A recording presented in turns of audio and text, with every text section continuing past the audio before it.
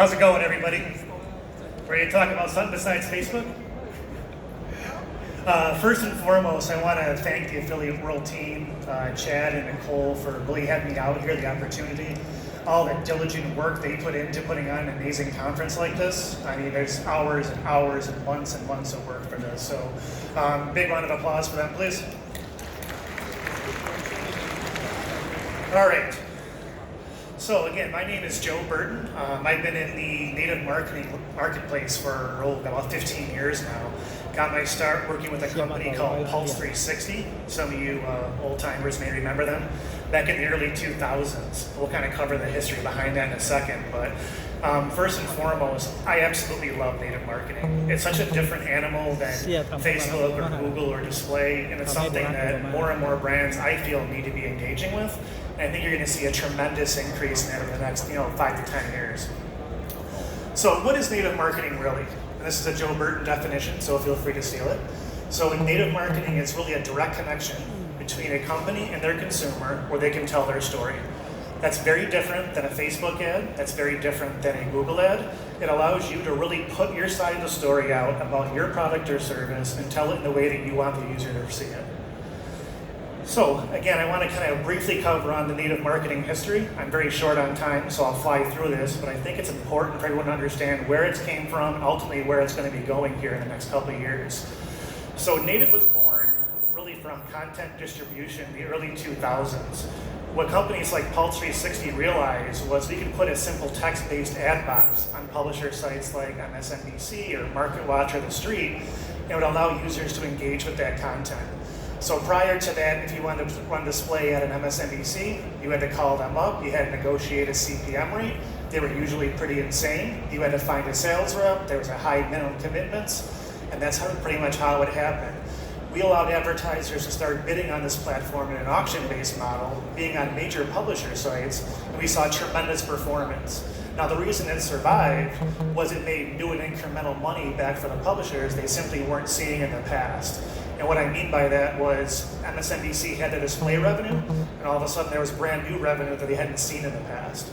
This is what's created native marketing to be so successful because publishers obviously need that for their long-term viability. So the next step in native advertising evolution is we added simple images to our text-based ads. We found this created about a 25 to 30% lift in the CTRs while not decreasing the conversion rates whatsoever. This obviously made the publishers more money, drove more clicks back to the end result, and helped everybody to see a more profitable campaign. And native marketing today has greatly evolved. Now obviously we see standard inboxes in the bottom of web pages. We see in-feed articles on Yahoo's Gemini newsfeed. We see video ads growing into content marketing and multiple other facets as well.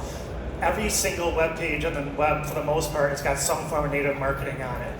That creates an unlimited and potential scale for advertisers across the board. Facebook and Google are fine. They should continue to be a part of every marketing budget. But as native continues to evolve, more and more people need to understand why they need to be looking at this on a daily basis. So again, simple reasons behind why native should be part of your budget. There's unmatched reach and scale with it. There's billions and billions and billions of impressions available every single day, and in most cases, you can get the traffic at a much lower CPC than you're able to get with simple Facebook campaigns. Native also is going to push up everything else that you do. You'll see incremental increases in your Facebook performance. You're going to see your Google campaigns get better, and you're going to see ultimately better performance in every facet of your website by doing that. And as the technology continues to evolve with it, layering in things like lookalike audiences and demographic targeting and site targeting, it's only going to get better from an ROI standpoint. Native ads are highly engaging, extremely high CTRs, and they offer amazing lift compared to simple branded display ads. And again, as this does evolve over time, you're going to see more and more people start to realize this. So, the meat and potatoes. We're going to go over my 5 key step approach to why and how to build a successful lead gen campaign on native marketing. Now, when we're talking about lead gen today, a lot of this will pertain to e-com products or list management products and other things, but we're going to focus obviously on, on lead generation for today. Key number 1, things I think a lot of people don't realize. A good native campaign has got to have a good story behind it. Most important thing about any product is getting your story out there. On Facebook, I've always kind of felt that you're advertising your product and your website, and that's how you get your conversions. With the native campaign, you're actually advertising the story behind your product. This was very evident for me with the mortgage and refinance space from about 2016 to 2018. If anybody here ran US traffic during that time in the native landscape, there was really millions and millions of impressions and bidding for mortgage campaigns. Reason being, there was a government-funded program called the HEART program that basically offered incentives and kickbacks for homeowners who refinance their home loan. Most people didn't know about this program, so native marketers were able to leverage this program through creative content that drove awareness behind the program, ultimately drove people into the lead forms. This also resulted in very high conversion rates for those leads, so the banks and whatnot love the actual traffic. Now, interesting point, 2019, that program ended. Since then, the leads at remortgage and refinance have gone down pretty dramatically. The story is no longer as good as it used to be. Now, there's no less homeowners in the US, there's no less demand for refinance leads, but as the story's quality has gone down, so have the conversion rates. We see a lot of great stories built around really selling to the needs of the consumers. Government programs are always great. One of the key points I always use when talking to new clients is, if I'm a window replacement company, I can put a simple ad on a web page that says, sign up here for a quote for free window replacements, right? I may get some leads from that, I may get some people that engage with that content. If I'm looking for replacement windows, I may sign up for that. Or I could write 3 different content pieces about, one might be how window replacements can reduce your heating costs by 15%. One might be about how it can increase the home value on your home by 5%. And it might be a general article about something else. That's going to create a much more engaging content piece that's going to drive homeowners into my funnel and convert at a much higher rate and open the door for new potential leads that maybe I didn't even know I needed. Key number 2, and this is the one I quite honestly struggle the most with. Running a compelling ad that will draw in but not mislead your consumer. And not misleading is a very, very key point here. With any good native ad, in my opinion, your text is what gets your conversion and your image is what gets your CTR. So you need to find a good balancing act between CTR and performance that engages the consumer but does not mislead them. What I mean by that is, very simply, if they go to your webpage, they don't like the content behind your ad, they're not going to sign up for your product, they're going to be a very poor lead, it's not going to result in anything on your back end. So we tend to structure our campaigns where we test headlines in one separate environment with various different images. We find our controls and we make adjustments from there. Key number 3, an engaging pre-sale page. This is again where things do differ from your Facebook and your Google strategies. Your pre-sale page is literally your opportunity to sell your consumer about why they should do business with your client. A very key point here, when someone lands on your webpage, you've got roughly 30 seconds to engage that consumer. After about 30 seconds, they're not engaged in your webpage, you're going to click out of your box and you've now lost the opportunity to do business with them. A very key point here is to have a headline that coincides with the actual image headline you're running on your ad. If you're running an ad talking about a government program for solar panels and why they're a great fit, you should mention that same government program within the first paragraph or so of your editorial. The next third or so of your editorial can be more general content, your fluff, and you have to close with a very strong, engaging part of your content as well. The end part should have very clear call to actions, and you're going to engage the user to the next step in your sales funnel from there. All right, this is key number 4. You have to have a strong native funnel. And again, your native funnel will be very different than what you're probably doing elsewhere. I don't consider somebody in my funnel until they've actually clicked off my pre-sale page and are now inside my offer page. So the easiest way we found to get more people converting on my page is to get more people to click off my pre-sale page and to my offer page. A lead form is kind of a lead form, right? If your lead form converts at, let's say 2.5%, you're asking for name, phone number, email address, or whatever, you can make slight changes to that to get that better, but you're not ultimately going to make a huge dramatic increase on that. So it means out of every 100 people that come to that lead form, let's say 2.5 people fill that out. Now the interesting thing is, if you can get double the people to click through from your pre-sale page to your offer page, all of a sudden now you've theoretically cut your conversion or your CPA in half by simply having more engaging content. I know it's kind of confusing, but we can cover it again if you guys have any questions on that. So how we do this is, again, write creative and refreshing content and are constantly testing and pre-testing different advertorials and different flows until we kind of find that winning secret sauce. One thing I hear, I talk to a lot of people about this, but we always optimize for engagement first and then conversion second. What that basically means is who is actively engaging with the content behind my webpage. You can do this through Google Analytics, you can do this through some basic click tracking softwares, but who is reading your content and then of course going on to the next part in your sales page. And key number 5, and I think this is strongly undervalued in our community, is diversifying your portfolio. Another question I ask all new clients is, if your top traffic source were to go down today, how long would you stay in business? That's kind of scary for some people. I know guys that have built multi-million-dollar businesses off of just Facebook, or just Google, or just other traffic sources. If that turns your traffic campaign off tomorrow and you go from 100 to 0, how long will you survive? We do this even further. Inside our actual native strategy, we don't even give all of our budget to one ad network. We may break out a $20,000 monthly budget to 25 different ad networks. This creates a very stable environment where if one network's having a bad day or a bad week or even a bad month, our whole campaign's not going to go downhill because of it. This sees much more consistent results across much more traffic platforms. So, inside of native, there's definitely different tiers of traffic quality. I consider our top tier ad networks companies like Taboola and Outbrain, which are of course now one. Companies like Yahoo, Gemini. I consider Dianomi and TripleLift to be in this tier 1. These are tier 1 distribution sites that have partners like, MSN or CNN or Fox News and the likes. And then I have one of my tier 2 distribution. I consider this to be companies like Rev Content, Content Ad, and so on. There's great value by having these clients or these networks inside your budget, but they are a little bit harder to optimize in a simple Taboola campaign. Let me layer in what we consider to be our tier 3 traffic. This is companies like AdsKeeper and different push networks and so on.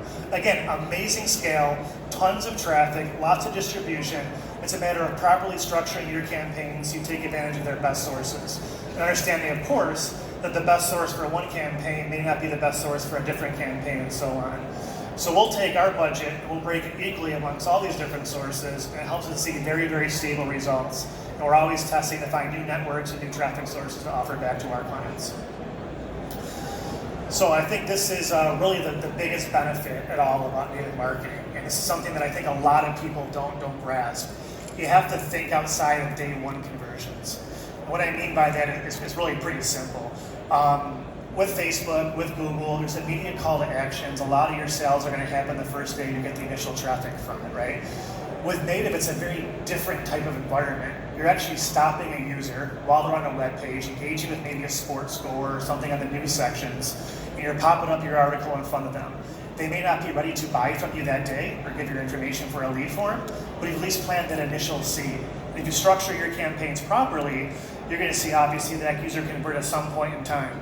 We see about 20% of our conversions come in post day 1 click. That's a pretty staggering statistic if you really think about that. And that's usually within the first 30 days, but we see things as high as 60, 90, and so on days down the road. And it's really going to help push up everything else that you're doing. So let's say you're selling a product and you have a content piece written about that product and someone reads that. What's the first thing they're probably going to do after they read your content piece? They're going to go to Amazon, they're going to go to Google, they're going to type in and look for a better deal. So you planted that seed, and while you may not get that conversion from the native click, it may pop up somewhere else down your funnel.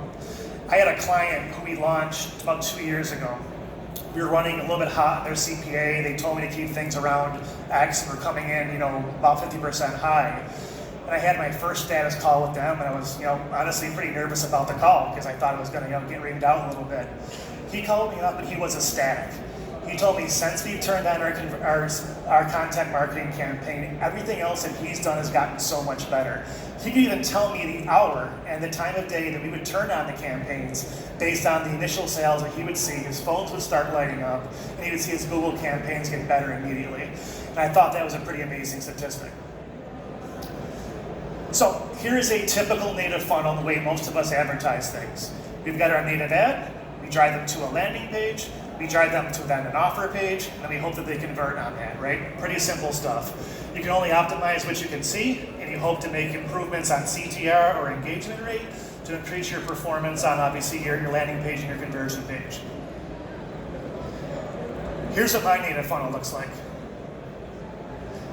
Every single time a user hits one of my pages, I'm collecting their data in many possible ways, right? So I've still got my native ad, I'm still drawing them in, but I'm dropping a marketing pixel on their page, I'm dropping a push notification on their page, I'm dropping an audience pixel on their page.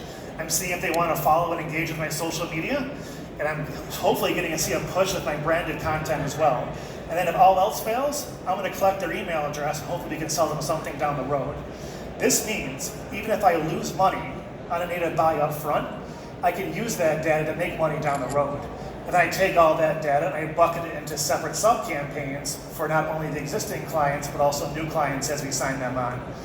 So we know that a click from this user was a homeowner, he was 45 plus, he lived in this certain area.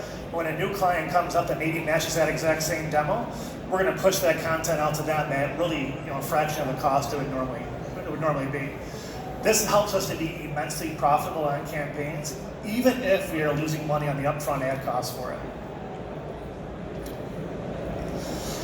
So, again, we talked about this, but it's properly monetizing every single click as it comes in. Are you leveraging push notification traffic? Are you getting email submits? Are you collecting that email submits and dropping it into simple drip campaigns? I'm amazed at how many people don't use an email follow-up or responder series behind their campaigns. To me, that baffles my mind. They have all these email addresses sitting in a box somewhere without really any work behind there. That should be free money you're adding on top of everything else that you're doing. Are you also getting your content to engage from a user standpoint? Are you building that audience out? You can do a lot of things with various DSPs out there by building out audience segments based on, again, user behavior, understanding the age, affinity, the likes, the dislikes, the monetary values behind that. One thing I tell a lot of clients as well, I think most people would agree that the remarketing campaigns they run on Facebook are kind of their bread and butter. That's where they see the best ROI and the best performance. Let's say a Facebook click is maybe costing you $1, $1.50, $2 a click in some cases, a little more now because we're in a busy season. You can probably get that exact same click on native for a fraction of the cost. Drop in a simple remarketing campaign on Facebook and pick up that sale throughout the day. If you do this effectively, it can really help increase your bottom line. If you're basing everything on, again, that day one conversion, what's happening there, it may not be as easy to see that data coming in. But looking at the entire ecosystem behind things, I think you're really going to see a big cost benefit behind that. And that's kind of the initial questions I had, guys. I was hoping to do a lot of Q&A, see what you guys had. I know data is different for a lot of people out there, so I think we'll bring out the Q&A session, and you can ask anything you may have about, are you struggling on data, what kind of questions you may have, and so on. Thank you, Joe! That's amazing. Thank you so much. All right, let's take a deep dive. We'll take your questions, open up Slido again. You know the jazz, you know how it works. Let's get to it, right? Absolutely. Okay, so what is an average good CTR for pre-sale page? And do you measure, optimize on time on pre-sale page? Is that English? Yeah. Yes, absolutely. Okay. And that's great question. So CTR is going to vary a lot by vertical. Our minimum threshold we shoot for is around 15 to 20%. Depending on the vertical, that can go up or down pretty substantially, but we're going to optimize for a minimum of 20% for most verticals. Now, we've got some pre-sale pages as high as 85% or plus. In that case, we do a simple short form, usually it's about a paragraph or less, almost like a Facebook ad, to be very honest with you, how it's built out, where it's meant to gauge that user's interest and drop them off to that next page in the funnel. And the second part of that is 100% absolutely. We use an API to manage all of our native ad buys, or vast majority of them. We directly connect that API to our Google Analytics, and we're able to measure time on user page experience and actually make adjustments based on site behavior